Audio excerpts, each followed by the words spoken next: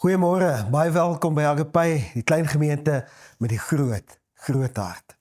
In hierdie tyd van die jaar waar ons nou sit, is die groot vraag gewees in die koppe van die disippels en die mense in Jerusalem. Jesus is weg. Want hy het opgevaar, hy is hemel toe. Die redder wat hulle geglo het, die koning gaan word in Jerusalem en die Romeine onder bedwang gaan hou, is weg. En die groot vraag in elke hart was wat nou? En dan praat Johannes in Johannes 14 vers 26 en ek lees die ou vertaling, hy sê die volgende: maar die trooster, die Heilige Gees. En ek het gaan kyk wat beteken daai woord trooster, want dit is baie relevant vir jou en my. Dit beteken raadgewer, helper, voorbidder. Dink iemand wat sy gebede verhoor word, bid vir jou by die Vader, advokaat as jy in die moeilikheid is, of versterker. So hy sê, maar die trooster, die Heilige Gees, wat die Vader in my naam sal stuur. En hy woord my naam beteken, hy tree namens my op. Nou as gesê, Jesus is weg, daar is 'n nuwe een, wat namens ons optree. Hy sal julle alles leer, en sal julle herinner aan alles wat ek gesê het. En het jy agtergekom dat die evangelie kan baie keer vir jou en my so abstrakt wees, so moeilik om net te gryp en te vat en ons eie te maak. En daai woordjie herinner is die woordjie in Grieks wat beteken realiteit maak. So wanneer hy sê, hy sal jou herinner aan alles wat gesê het, dan beteken die Heilige Gees sal alles wat die Vader vir ons gesê het, 'n realiteit vir jou en my maak. Was jy al ooit geïgnoreer? Is daar tye wat jy soms net irrelevant voel? In kerke oral oor ons land en oor die wêreld is daar baie mense wat heeltemal onbewus is van die Heilige Gees. En hulle ignoreer hom. En die groot vraag op almal se harte is, waar is die Heilige Gees? Hoor wat sê 2 Korintiërs 3 vers 17. Die Here is die Gees. En waar die Gees van die Here is, daar is vryheid.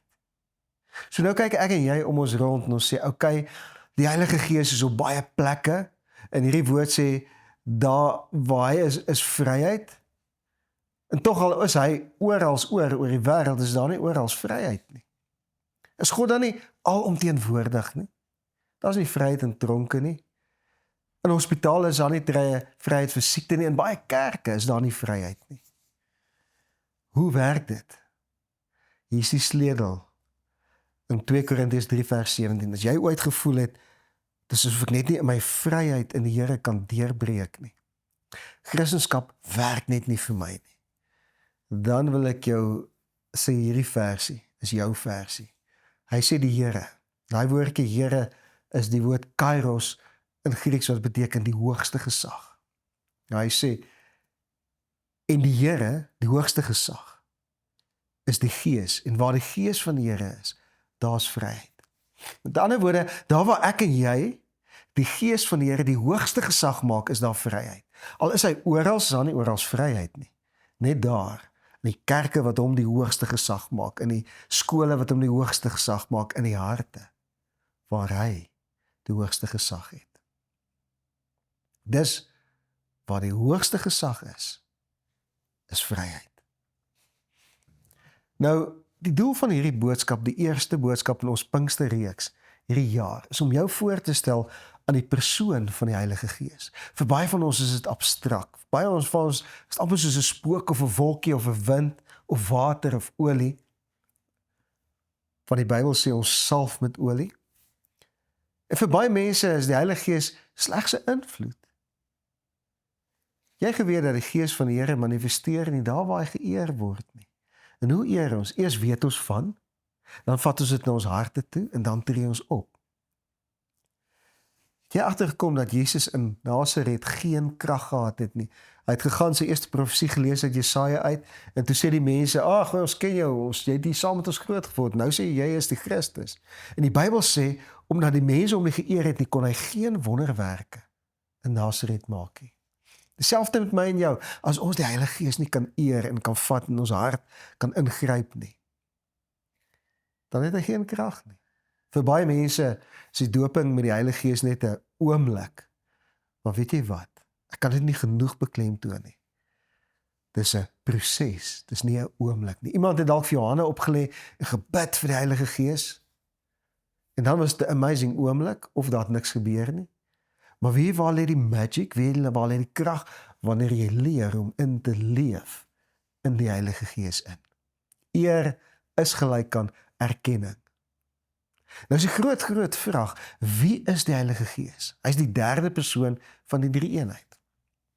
Hoor wat sê Handelinge 10 vers 37. Julle weet wat dwars deur Judea gebeur het. Dit het begin in Galilea, na die doop wat Johannes verkondig het.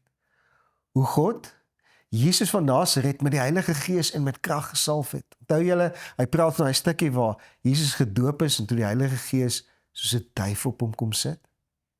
So daar sien ons God die Vader, die identiteit van Jesus bevestig. Jesus was in die doopwater en die Heilige Gees het met krag op hom gekom. Het jy al gewonder, wie word eerste genoem in die Bybel? Ons praat so baie van God, maar wie word eerste genoem? Genesis 1 vers 1, daar waar alles begin het, en ek lees dit vir jou uit die 2020 Afrikaanse vertaling. In die begin het God die hemel en die aarde geskep. En die woordjie God is die woordjie Elohim. En dis in die meervoud. En hy praat van die drie-eenheid. So in die begin het die drie-eenheid die hemel en die aarde geskep. En hoor wat gebeur volgende in vers 2. Die aarde was woes en leeg en donkerte was oor die oerwater, maar die Gees van God het oor die water gesweef. Hier hoor ons van die Heilige Gees. Die Heilige Gees het oor die water gesweef. Toe daar struktuur gekom, toe daar lewe gekom, toe die dinge gebeur en die goed wat ons om ons sien is gevorm. En waar is die drie-eenheid vandag? Die Vader op sy troon in die hemel, Bybel sê Jesus sit aan sy regterhand. En waar is die Heilige Gees dan? Kom ons lees weer uit Johannes 16 vers 7. Tog sê ek vir julle die waarheid. Dis Jesus wat hier praat, net voordat hy opvaar. Hy sê dit is tot julle voordeel dat ek weggaan. Want as ek nie weggaan nie, sal die Heilige Gees nie na julle toe kom nie. Maar as ek gaan, sal ek hom na julle toe stuur. So waar is hy nou in vers 16? Hy sê, en ek sal die Vader bid, en hy sal vir julle 'n ander trooster gee, om by julle te bly tot in ewigheid. Voel jy soms alleen? Ek glo eensaamheid is die grootste kanker in ons wêreld vir ons siele.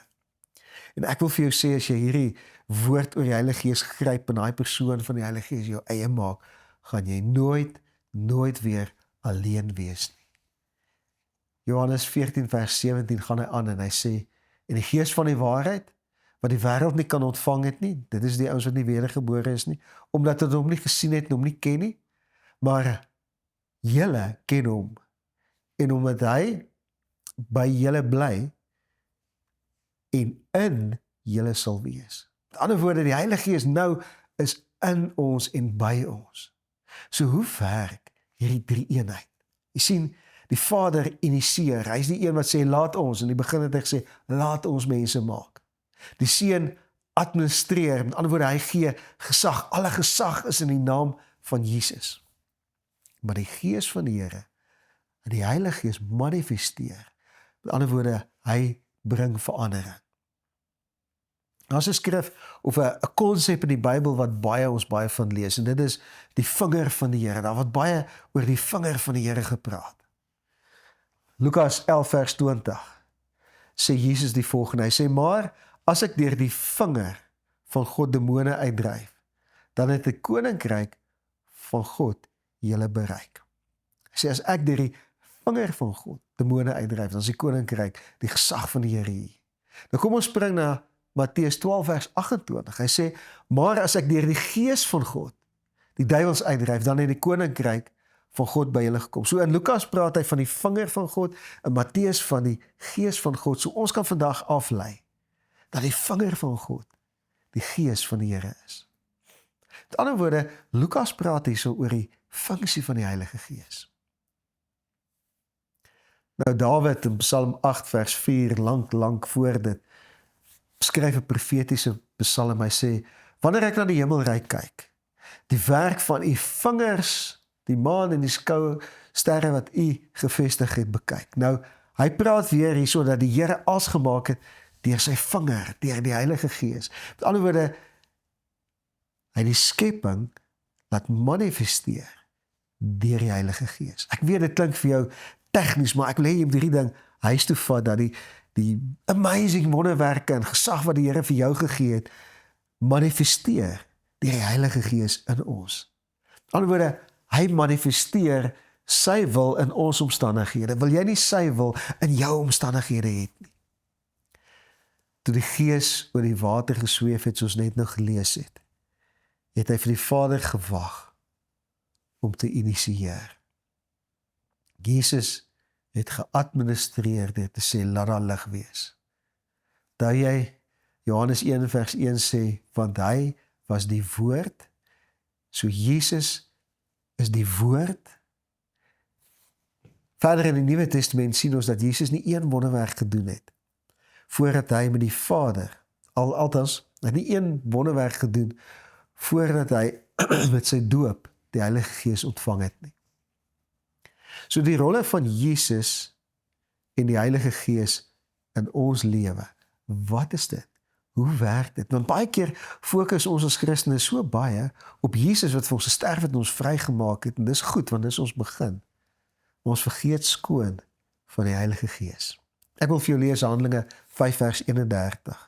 Hom, dit is Jesus, het God as leidsman en verlosser tot aan sy regterhand verhoog, om aan Israel bekering en vergewing van sondes te skenk.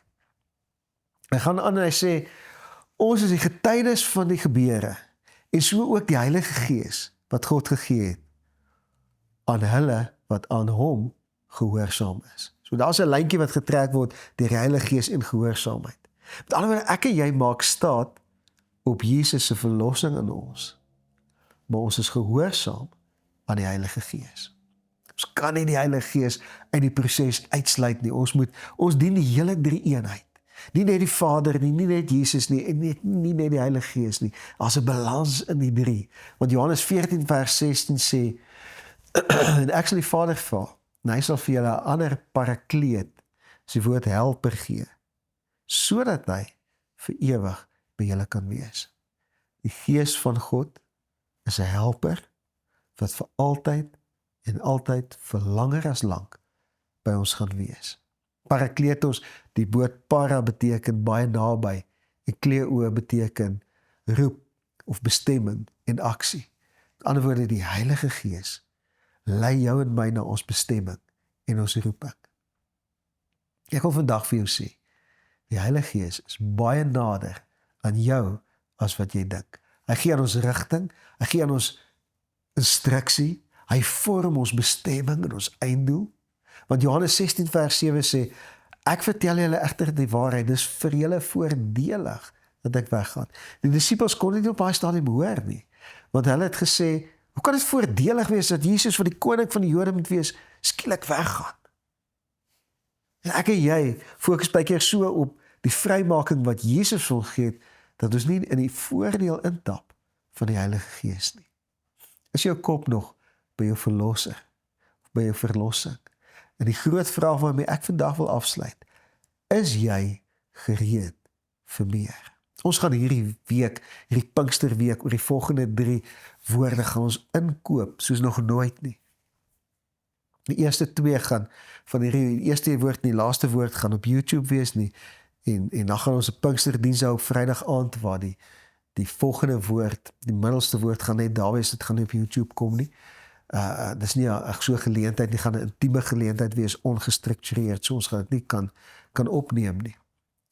Maar ek wil vir jou sê, leer ken die Heilige Gees. En wanneer ons laasens gaan praat oor die vlakke van verhouding met hom oor volgende week, gaan jy sien hoe belangrik dit is en hoeveel krag in ons lewe instroom, wanneer ons hierdie ding van die Heilige Gees ontdek en in dit ingaan. Is jy gereed vir meer? Kom ek bid vir jou. Vader, ek wil vir elke persoon wat na my luister vandag, daar waar hulle sit of staan, net seën as hulle wedergebore is, dat die Gees van God in hulle lewe sal kom en dat daar groter bewustheid in hulle harte gekweek sal word van hierdie wonderlike iets wat die Heilige Gees vir ons is. Ons eer U dat U ons as gemeente en almal wat aanlyn saam met ons is hierdie week van deur hierdie proses, sodat ons werklik kan intrek by U volheid. En ek eer U daarvoor in die naam van Jesus. Amen. Hou jou oë oop, miskien gaan ek 'n manier vind om my middelste preek waarvan ek net nog gepraat het, ook op YouTube te sit. Ons sal net kyk hoe die week uithardloop, maar ek wil vir jou sê, ek is so opgewonde, want die krag van die Heilige Gees in hierdie tyd waar ons leef, is groter en meer. Gaan na ons website toe, agape.co.za, daar is die geskrewe notas van hierdie woord, sodat jy kan gaan en kan inkoop in die volheid. Nou is baie ander woorde, wat 'n fundament bou vir dit wat ons vandag gesê het. Gaan luister dit en kyk dit en week jouself in die woord van die Here. Daai jy, ons het gesê, daar waar ons gesag gee aan hom, is vryheid in ons lewe. Wil jy vry wees in jou besluite? Wil jy vry wees in jou verhouding? Wil jy vry wees in jou finansies? Wil jy vry wees as persoon? Swys jou verhouding met die Heilige Gees vas aan mekaar, sodat jy en hy naby kan wees. Hy is nie iets nie, hy is 'n persoon. Hy is jou helper, hy is jou parakletos.